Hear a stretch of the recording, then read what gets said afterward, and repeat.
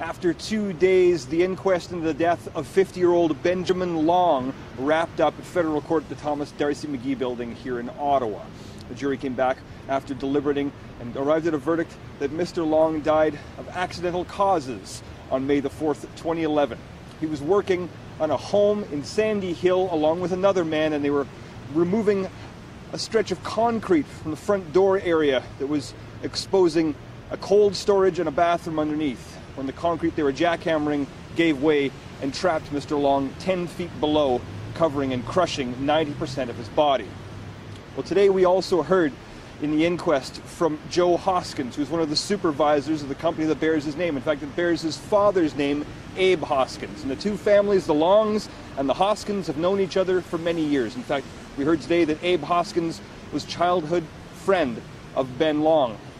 Well, Joe Hoskins took to the stand and he apologized to the Long family. The Longs were happy to have this apology, but they say it's still not enough. They felt that Abe should have been there in the courtroom today. The apology was nice and made us feel good, but we're not very pleased because the owner, Abe Hoskins, should have been here. I mean, all the things that he said about Ben, he was good and this, but you know, he never showed up to anything.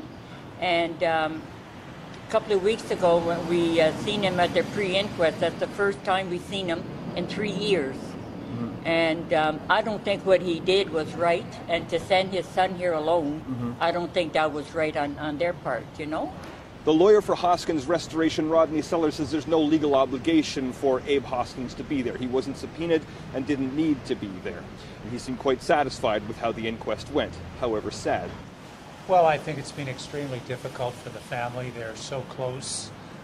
I think this has brought them together again to some extent. It's been a reconciliation for both of them, and generally the whole process has been extremely positive. There were some calls from the Long family that the owner of the company, Abe Hoskins, should have been here. I guess there's no requirement that he has to be, or? Oh, I think he would have been there without doubt. He was not subpoenaed. He found out that they would like to have had him over the weekend. He was certainly prepared to come back and speak to everyone at this time, but certainly he wasn't involved in the process, so for that reason he wasn't called as a witness. But again, if he was asked, he would have been back in a second. In downtown Ottawa, Doug Hempstead for Sun News.